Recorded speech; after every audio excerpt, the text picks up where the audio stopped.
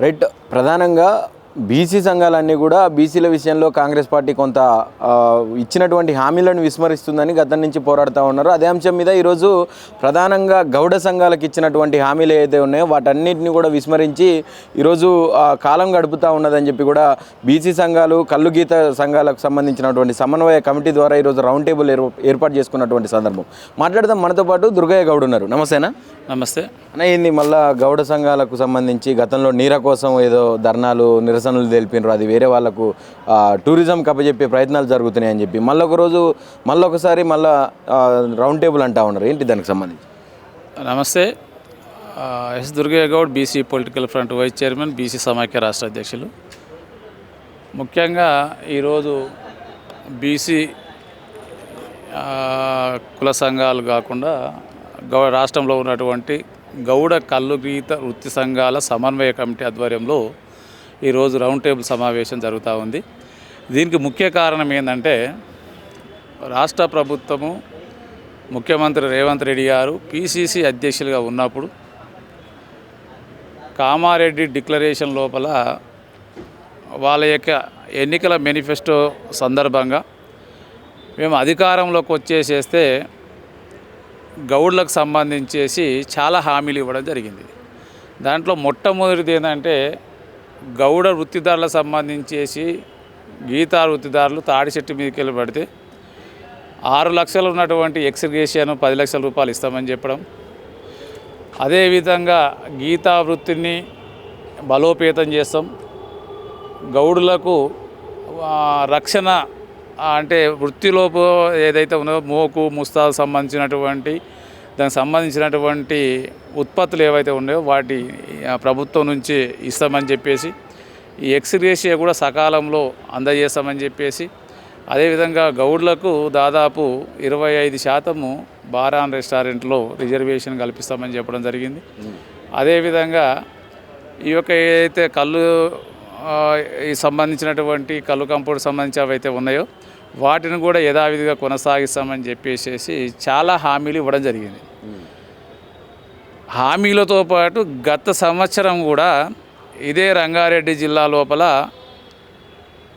రాష్ట్ర ప్రభుత్వము సేఫ్టీ మోకుల కార్యక్రమం ఒకటి తీసుకొని రంగారెడ్డి జిల్లా లోపల ఇబ్రాహీంపట్నం దగ్గర ఒక సమావేశంలో ముఖ్యమంత్రి గారు చెప్పారు, గీతా కార్మికులకు సంబంధించినటువంటి ఎక్స్గ్రేషియా కేవలం 2 రోజుల్లో రిలీజ్ చేయాలని చెప్పాడు. ఆయన చెప్పినప్పుడు ఈ ఎక్స్గ్రేషియా సంబంధించినటువంటిది బడ్జెట్ 3 కోట్ల రూపాయలు ఉండే, కానీ ఈరోజు 11 కోట్లు అయింది. అంటే అప్పుడు ఇయ్యలేదా? ఇయ్యలే. 2 రోజులు చెప్పిండు, వేదిక మీద చెప్పిండు, రేపు పొద్దున్నే మీ అకౌంట్లో పడిపోతాయి, ఇచ్చేసేయాలని చెప్పిండు. కానీ ఇప్పటికి సంవత్సరం అయింది.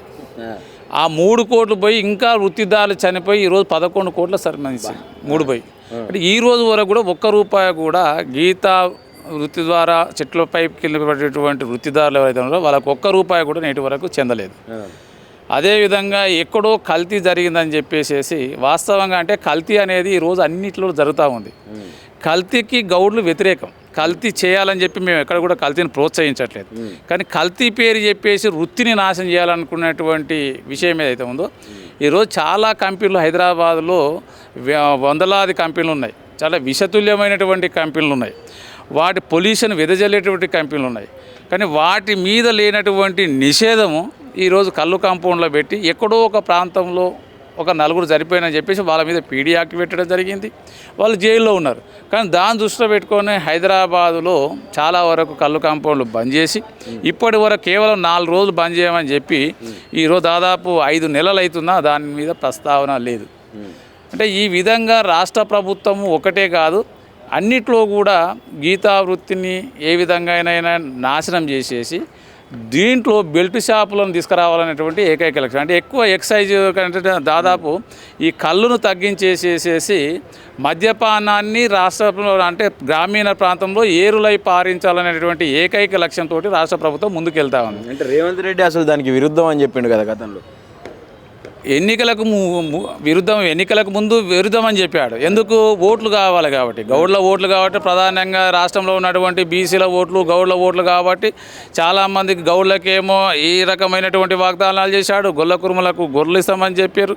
అదేవిధంగా రాష్ట్రంలో ఉన్నటువంటి బీసీ కులాల వృత్తులకు సంబంధించినటువంటి వాళ్ళు, వృత్తులు కోల్పోయినటువంటి వాళ్లకు దాదాపు అంటే బ్యాంకుతో సత్సంబంధాలు లేకుండా 5 లక్షల నుంచి 10 లక్షల రూపాయల వరకు రుణాలు ఇస్తామని చెప్పారు.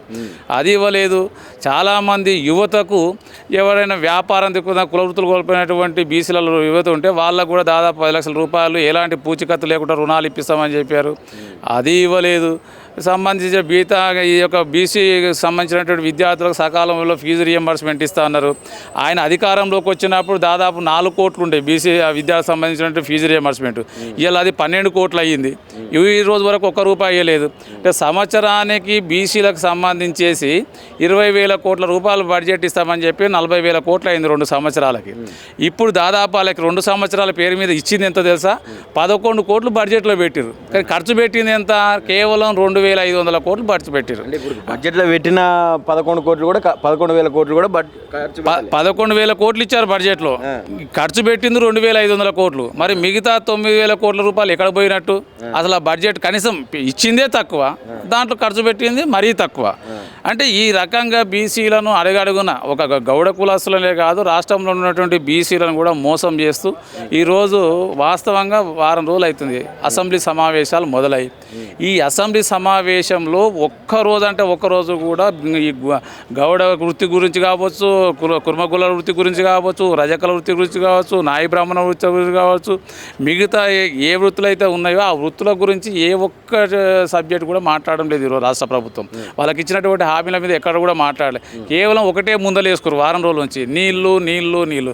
అరే నాయన, ఈ రాష్ట్రంలో భూములు ఎవరి ఉన్నాయి, నీళ్లు ఎవరికి కావాలి, 1000 ఎకరాలు ఎవరి పొలాలు ఉన్నాయి, మేము వచ్చే నీళ్లు ఎవరికి బారుతూ ఉన్నాయి, ఎవరి పొలాలకు వెళ్తూ ఉన్నాయి.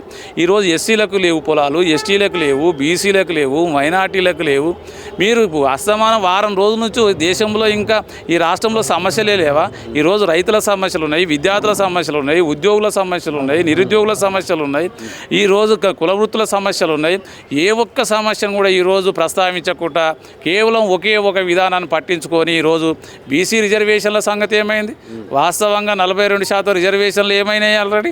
అసలు ఒక్కరోజు కూడా మాట్లాడతలేరు దాని మీద. ఎన్నికల కంటే ముందు ఏం చెప్పారు? కోర్టులలో కేసులు ఉన్నాయని చెప్పారు. మరి కోర్టు కేసు అయిపోయింది, ఎలక్షన్ అయిపోయింది, కోర్టు కేసు. మరి ఇప్పుడు మీరు ఏం చేస్తూ ఉన్నారు? స్థానిక సంస్థల ఎలక్షన్లు అయిపోయినాక మేము ఖచ్చితంగా ఎంపీటీసీ జెడ్పీటీసీ ఎన్నికలకు పెడతాం, అది అయిన తర్వాతనే ఎన్నికలకు పోదాం అంటున్నారు అని మన స్థానిక సంస్థలకు ముందు కూడా చెప్పినటువంటి పరిస్థితి. మళ్ళీ మాట్లాడిరా దాని గురించి? వాస్తవంగా ఈ రాష్ట్ర ముఖ్యమంత్రి రేవంత్ రెడ్డి గారు చెప్పిన మాట కానీ, మా పొన్నం ప్రభాకర్ గౌడ్ చెప్పింది కానీ, మహేష్ కుమార్ గౌడ్ చెప్పినటువంటిది కానీ, కొండా సురేఖ చెప్పింది కానీ, అదే వాకిటి శ్రీహరి గారు చెప్పింది కానీ, ఏం చెప్పారు? మా రాష్ట్ర ప్రభుత్వం రిజర్వేషన్ల విషయంలో చాలా స్పష్టమైనటువంటి అవగాహనతోటి ఉంది. మేము 100% 42% రిజర్వేషన్లు ఇచ్చిన తర్వాతనే స్థానిక ఎన్నికలకు వెళ్తామన్నారు. అది వెళ్తామని చెప్పినటువంటి వాడు 42 కాస్త గత ప్రభుత్వం 34 నుంచి 22 చేస్తే, నేను కేసీఆర్కి ఏమి తగ్గట్టు, నేను ఆయన కంటే తక్కువ ఏం కాదు నేనని చెప్పేసి ఆ 22 కాస్త 17 చేసిండు. 17 చేసి ఎన్నికలకు వెళ్తే ఏమైంది? ఈరోజు మీరు 17% ఇస్తే మేము 52% గెలుచుకున్నాము. అంటే ఒకసారి ఆలోచన చేయాలి. మీరు గెలిచిన వాళ్ళు కూడా మా వాళ్ళే అని చెప్తున్నాడుగా, మొత్తం కాంగ్రెస్ పార్టీ నుంచే గెలిచింది అంటున్నాడు. ఇప్పుడు రేపు అదే గెలిచిన వాళ్ళు మీ వాళ్ళే కదా. వాస్తవంగా చిత్తశుద్ధి ఉంటే మీకు రేపు ఎంపీటీసీ జెడ్పీటీసీ పార్టీ గుర్తుల మీద వస్తాయి కదా. మీకు దమ్ము ధైర్యం ఉంటే ఈ రాష్ట్రంలో బీసీలు 56% అని తేలిరు కదా. 56% ప్రకారంగా మీరు ఇప్పుడు సీట్లు కేటాయించండి. మరి ఆ మంది ఎవరో మీ వాళ్ళు ఎవరో తెలుస్తుంది కదా. మరి అది ఆ పని చేయండి ఫస్ట్. అది చేయకుండా ఈరోజు జెడ్పీటీసీ ఎంపీటీసీ గురించి మాట్లాడదమే లేరు. ఇప్పుడు ఏదో నా మున్సిపాలిటీల గురించి మాట్లాడతారు. ఎమ్మెల్యేలు మాట్లాడతలేరు, మంత్రులు మాట్లాడతలేరు, బయట ఎమ్మెల్సీలు మాట్లాడతలేరు, ఎవడు మాట్లాడతారు? మరి వీళ్ళకి ఏం రోగం పుట్టిందో నాకు అర్థమవుతలే. కానీ మరి నోటికి ప్లాస్టార్లు వేసుకురా, లేకపోతే మరి వీళ్ళకి మాట్లాడొద్దన్నారా? బీసీ రిజర్వేషన్ మీద మాట్లాడితే వీళ్ళని గెంటేస్తురా, లేకపోతే వీళ్ళు ఏమైనా పదవులు లాక్కుంటారా, లేకపోతే రేపు ఎమ్మెల్యే ఇయ్యనన్నారా, ఎంపీలు ఇయ్యమని చెప్పారా, లేకపోతే వీళ్ళ కాంట్రాక్ట్లు ఇయ్యనన్నారా? మరి వీళ్ళ లోపాయికారు ఒప్పందం ఏందో కూడా మాకు అర్థమవుతలేదు. ఆల్రెడీ పదవులలో ఉన్న వాళ్ళు కూడా మాట్లాడట్లేరు కదా దీని గురించి. అదే నేను అడుగుతా ఉన్నా. ఇప్పుడు మంత్రి పదవులు ఉన్నాయనే మాట్లాడతలేడు, ఎమ్మెల్యేలు ఉన్న వాళ్ళు మాట్లాడతలేరు, ఎమ్మెల్సీ ఉన్నాయనే మాట్లాడతలేరు, మాట్లాడతలేరు, ఇలా జిల్లా ఇప్పుడు ఇన్ఛార్జీలు మాట్లాడతలేరు, ఎవరు కూడా వీడు మాట్లాడకపోగా అధికారంలో మాట్లాడతలేరు. ఒకసారి గుర్తు చేసుకొని మీరు 17% ఇచ్చేసేస్తే బీసీలందరూ ఏకమై 52% గెలుచుకున్నారు. ఇప్పుడు కూడా మీరు ఇంకా నిద్రావస్థలో ఉండి ఇంకా మీరు ఏం చేశారనుకుంటే ఈ 52 కాస్త ఎస్సీ ఎస్టీలతో కలిసి 90% అవుతుంది. గుంజుకుంటారు రేపు. ఇప్పుడు మేము ఏమడుగుతున్నాము, మా వాటా ఆయన మీ వాటా మీరు తినరు, దాదాపు 80 సంవత్సరాలు తింటూనే ఉన్నారు. మా వాటా తింటారు, మీ వాటా తింటారు. ఇప్పుడైనా మా జనాభా దామాష ప్రకారంగా మా వాటా మాకు ఇచ్చి మీ వాటా మీరు తినమని చెప్పినాము. కానీ మీరు అది కాకుండా మాకు సరిపోవట్లేదని చెప్పి మిగతా వాటా కూడా మీరే తింటారు. ఆ తిని ఏమైపోతుంది, వాపు వస్తే ఏమవుతుంది, వాంతికి అవుతుంది. కాబట్టి మీరు ఇప్పటికైనా బుద్ధి తెచ్చుకొని కనీసం సామాజిక తెలంగాణ ఉద్యమంలోనే సామాజిక తెలంగాణ ఉంది కాబట్టి సామాజిక దృక్పథంతో మీరు ముందుకు వెళ్ళాల్సిన అవసరం ఉంది. మీరు ఇప్పటికైనా మేము చెప్తా ఉన్నామంటే ఇంత ఒక్క రిజర్వేషన్ల విషయంలో కాదు, విద్యా విషయంలో, ఉద్యోగాలలో ఈరోజు హాస్పిటల్లో చూసేస్తే బడుగు బలహీన వర్గాలకు సంబంధించినవి కదా, విద్యను వైద్యాన్ని మొత్తం పూర్తిగా నిర్లక్ష్యం చేసి దాని మీద మాట్లాడేటువంటి నాదుడే కడవేయండి. ఈరోజు రైతుల గురించి మాట్లాడతలేరు, విద్యార్థుల గురించి మాట్లాడతలేరు, ఉద్యోగుల గురించి మాట్లాడతలేరు, రిజర్వేషన్ల గురించి మాట్లాడతలేరు.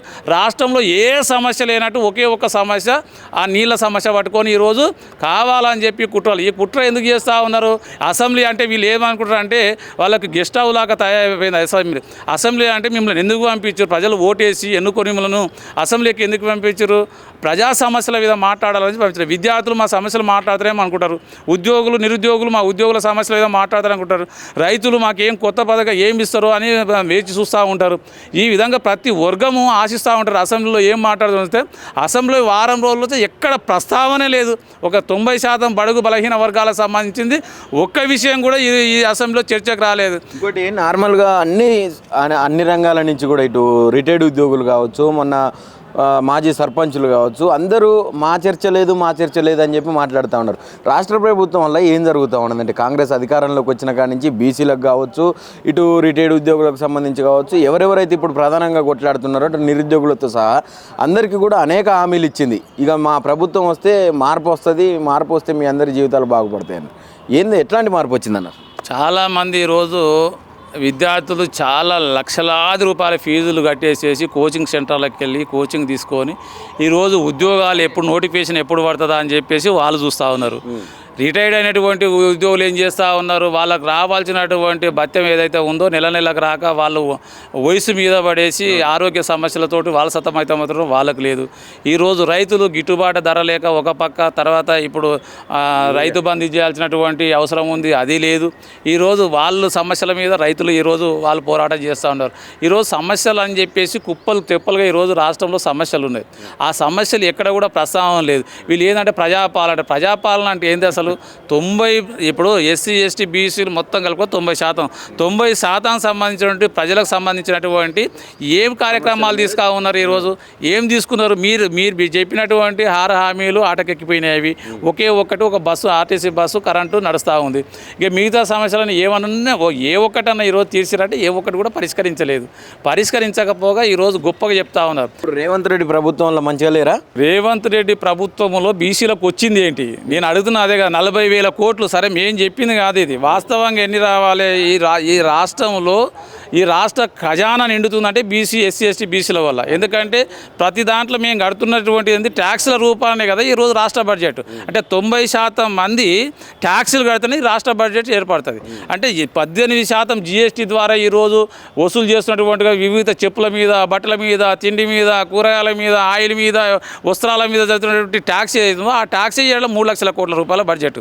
అరే మా ద్వారా ట్యాక్సులు వసూలు చేసుకున్నటువంటి బడ్జెట్ మాకు ఖర్చు పెట్టడానికి కూడా ఈరోజు ఈ రాష్ట్ర ప్రభుత్వాలకు చేతులు రావట్లేదు. అంటే ఇంత బడ్జెట్ 3 లక్షల కోట్ల రూపాయలు ఆరతి కర్పూరం లాగా ఎక్కడ కరిగిపోతుందో అర్థమవుతుంది. దానికి లెక్కలేవు ఒకలేవు. ఏమన్నా అంటే అప్పులో ఉంది. మరి అప్పు ఎక్కడికి వెళ్ళి ఉంది? ప్రజల యొక్క సమస్యలు కూడా ఏ రాష్ట్ర ప్రభుత్వాలకు పట్టడం పాలకులకు పట్టడం లేదు. కాబట్టి మేమేం చెప్తా ఉన్నామంటే ప్రజలందరూ కూడా చూస్తూ ఉన్నారు. గతంలో కాదు, చైతన్యం అయిపోయారు. ఈరోజు రాష్ట్రంలో ప్రజలందరూ కూడా విద్యార్థులు చైతన్యం, యువకులు చైతన్యమయ్యారు. అందరూ కూడా చూస్తూ ఉన్నారు. గత పాలకుడు కేసీఆర్ ఏం చేశాడు, ఈయన వచ్చినాక ఈయన ఏం చేశాడు, ఈరోజు కంపెనీలు అంటారు, కంపెనీలు తీసుకొచ్చే ఆ కంపెనీలు ఏవో ఇంతకుముందు వచ్చినటువంటి కంపెనీల ద్వారా రాష్ట్ర ప్రభుత్వం ఎన్ని ఎకరాలు ఇచ్చింది, వాళ్ళకి ఏమేమి ప్రోత్సాహాలు ఇచ్చారు, దానివల్ల ఎన్ని లక్షల ఉద్యోగాలు ఈ రాష్ట్ర ప్రభుత్వం కల్పించగలిగింది, రాబోయే కంపెనీలు ఏంటివి, ఆ కంపెనీకి ఇస్తున్నటువంటి భూములు ఎంత, మరి దాని ద్వారా ఈ యొక్క యువతకు వచ్చేటటువంటి ఈ ఉద్యోగాలు ఎన్ని, ఇవన్నీ లెక్కలు చెప్పాలి కదా. గతంలో జరిగింది చెప్పారు, ఇప్పుడు వచ్చేదానికి చెప్పారు. వచ్చింది కంపెనీలు ఇస్తున్నాము 500 ఎకరాలు అంటే ఇప్పుడు రాష్ట్రంలో ఉన్నటువంటి భూములు ఎవరు ఈ బాబు గారు సొమ్ముల ఇవన్నీ ఏమన్నా లక్షలాది ఎకరాలు కట్టబట్టడానికి ఆ రోజు దేనికోసం భూములు తీసుకొచ్చారు. ఏదైనా ప్రభుత్వ ఆఫీసులు, కాలేజీలు కానీ, స్కూళ్ళు కానీ, హాస్పిటల్స్ కానీ, అదే మండల ఆఫీసులు కానీ, ఎండిఓ ఆఫీసులు కానీ, కోర్టులు కానీ, జూనియర్ కాలేజీలు, మెడికల్ కాలేజీలు, ఇవి కట్టడానికి ప్రభుత్వ స్థలాలు వాడాలి తప్పితే కానీ ఏదో కార్పొరేట్. ఇప్పుడు ఈ రోజు కార్పొరేట్ వ్యవస్థ వల్ల దేశానికి ఎంత నష్టం జరుగుతూ ఉంది. అన్ని కార్పొరేట్కి దేశంలో రాష్ట్రంలో ఉన్నటువంటి దేశంలో ఉన్నటువంటి అన్ని కార్పొరేటీకరణ ప్రైవేటీకరణ చేసుకుంటూ పోతే ఈరోజు విద్యా వ్యవస్థను ప్రైవేటీకరణ చేశారు, వైద్య వ్యవస్థను ప్రైవేటీకరణ చేశారు. దానివల్ల ఎంత పరిణామాలు ఉన్నాయి ఈరోజు. అంటే వాళ్ళు చెప్తేనే చదువు, వాడి చూస్తేనే ఆరోగ్యం, లేకపోతే చదివి వాడికి చావే శరణమవుతా ఉంది. కాబట్టి కార్పొరేట్ వ్యవస్థలకు వంత పాడుతున్న ఈ ప్రభుత్వాలు ఎప్పటికి కూడా ఈ ప్రభుత్వం వైపు దృష్టి సారించకుండా ప్రైవేటీకరణకు వంత పాడితే మాత్రం ఈ వినాశకే విపరీత బుద్ధి అయినటువంటి పరిస్థితి ఏర్పడుతుంది. ఫైనల్గా ఏం చెప్పాలనుకుంటున్నారు రౌండ్ టేబుల్ ద్వారా ముఖ్యమంత్రి గారు? మేమేం గొంతమ్మ కోరికలు కోరట్లేదు ఈరోజు, మాకై మేము చెప్పట్లేదు. మీరైతే ఎన్నికల మేనిఫెస్టోలో మీరు స్పష్టంగా మీరు ఏదైతే భగవద్గీత అని చెప్పారో, మీరు ఏదైతే ఖురాన్ అని చెప్పారో, ఏదైతే బైబిల్ అని చెప్పారో, మీ 24 గంటలు మీ ఇచ్చిన ఎన్నికల మేనిఫెస్టో మీ టేబుల్ మీద ఉంటుంది కదా. ముఖ్యమంత్రి గారు మీ యొక్క ఎన్నికల మేనిఫెస్టో ఒకసారి ముందర పెట్టి చూసుకోండి. మీ ఎన్నికల కంటే ముందు మీరు గౌడ్లకు ఎలాంటి హామీ ఇచ్చారు, ఇచ్చినటువంటి హామీలో ఒకటన్నా నెరవేర్చిర్రా, నెరవేర్చకపోవడానికి గల కారణాలు ఏంటి? అసలు సర్దార్ సర్వాయి పాపన పేరు పెడతాన్నారు, దానికి ₹1 కూడా ఖర్చు లేదు. పెడతామని చెప్పారు కదా, భువనగిరి జిల్లాకు పెడతామని చెప్పారు, అది పెట్టలేదు. సర్దార్ సర్వాయి పాపన భూమి పూజ చేసి ట్యాంక్ బండ్ మీద ఇప్పటిదాకా దానికి బునాది పడలేదు. అంటే ఇట్లా ఎన్నో ఉన్నాయి. అంటే ప్రభుత్వం ఇచ్చినటువంటి ఏ ఒక్క హామీ అంటే ఒక్కటి మేము గిది నెరవేర్చినామని చెప్పండి, గిది మేము చేసినాం, మేము వచ్చిన అధికారంలోకి వచ్చినాక ఈ కమ్యూనిటీకి సంబంధించి ఇది చేసినాము, ఇది చేయబోతున్నాము చెప్పడానికి ఏమి లేదు. మీ దగ్గర ఏమైనా ఉంటే చెప్పండి, మీరు ఏమైనా చేసి ఉంటే ఈ 2 సంవత్సరాల కాలంలో ఏం చేసారు మీరు అన్నది మేము కొత్తగా అడగట్లేదు. కాబట్టి మీరు దాని మీద దృష్టి సారించాలని చెప్పేసి రాష్ట్ర ప్రభుత్వానికి విజ్ఞప్తి చేస్తూ ఉన్నాం. ఇది ఇట్లా చేయకపోతే రాబోయే జెడ్పీటీసీ, ఎంపీటీసీ లోపల కానీ, లేకపోతే హైదరాబాద్లో జరిగేటువంటి మున్సిపల్ ఎన్నికలు కానీ, మొన్న ఏ విధైతే పంచాయతీ ఎన్నికల బుద్ధి చెప్పినామో అదే విధంగా కూడా రేపు రిపీట్ కాబోతుంది.